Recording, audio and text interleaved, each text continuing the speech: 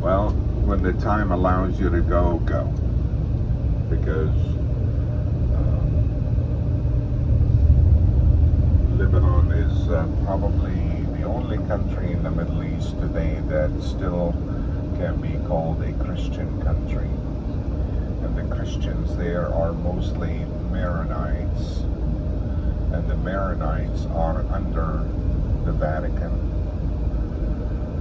And the Maronites still pray in the language of our Lord, in Aramaic. And the masses, if you have Maronites where you are, make a point of going one Sunday to one of those masses. It is the old tradition mass where there's a lot of, actually all of it is chanting, a lot of burning incense, and you will still see the old way of where behind an iconostasis all the consecration takes place, and then they come out to the people with the body and blood of Christ. That was the way it started, but then we kind of removed all those barriers at one point. So some of, and ringing bells and everything, yes. Some of the Catholic orders that are under the Vatican are called the Eastern Rite Catholics. Okay, the Maronites are one of them. Some of you yesterday at the restaurant came and asked me about a picture on the wall of a very famous saint in Lebanon called St Sharbel. If you don't know St Sharbel, you need to know St Sharbel. Look him up, read about him.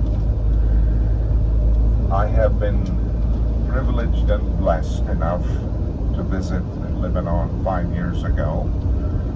We normally are not allowed to go because we have Israeli passports. But through the Maronite Church, there was an arrangement and some of us were able to go with fake passports, by the way. We faked passports and we went. But it was all known just for the, for the sake of papers to be right. We faked passports. We went into Lebanon. I just want to tell you, I got to visit the house where St Sharbel grew up, and we got to visit the shrine where he is buried. And I told some yesterday, his tomb is still bleeding until the present time. Yeah. When we were preparing to go, and St Sharbel is very active. We're not talking about miracles that happened 100 years ago. We're talking about miracles that happen every week. Okay. So, two of Steve's daughters were married, but they couldn't have children. And he, was telling me about it. And I said, you know what, Steve? We're going to Lebanon. And my wife, patron saint, is actually St Sharbel. And we have a special corner for him at home.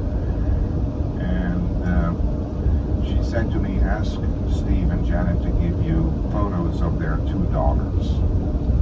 And when we went there, we actually visited and we prayed Mass. And then before we left, she said, I'd like to spend some time at the tomb of St Sharbel. And she did. And she left the pictures of the two daughters, Cindy and Emily. And she left them at the tomb of St Sharbel. I went downstairs. They have a gift shop. I got a medal of St Sharbel. And then we came back shortly after Steve and Janet came on a trip, one of their groups, and we said, take those medals and let them wear them. They've been blessed at the shrine over there. Sure enough, they did that. 2 months later, I get a phone call at 2 o'clock in the morning. Steve, right? He knows what time it is. What's he want? Hello? I couldn't wait till the morning. Emily's pregnant.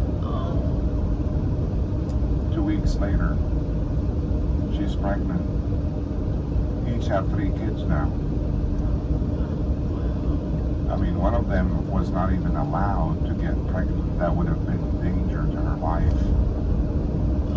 Right? I can tell you non-stop stories, but I want to encourage all of you to take the time and read about St. Sharbel. And if you have a Maronite church close by, okay, you're not betraying your church, because that's a Catholic church also. Go and attend one of those masses. I do that every time I can. Okay, so enjoy another type of liturgy where the Lord's Prayer doesn't sound like Our Father who art in heaven, but sounds like Abun Bashmayo Nidkadat Shmok. That's what Jesus said. He didn't say Our Father who art in heaven. Right? You're going to hear the language of what Jesus was actually talking. Speaking of that, you know, are you tired of me or not yet? Not yet. Not yet.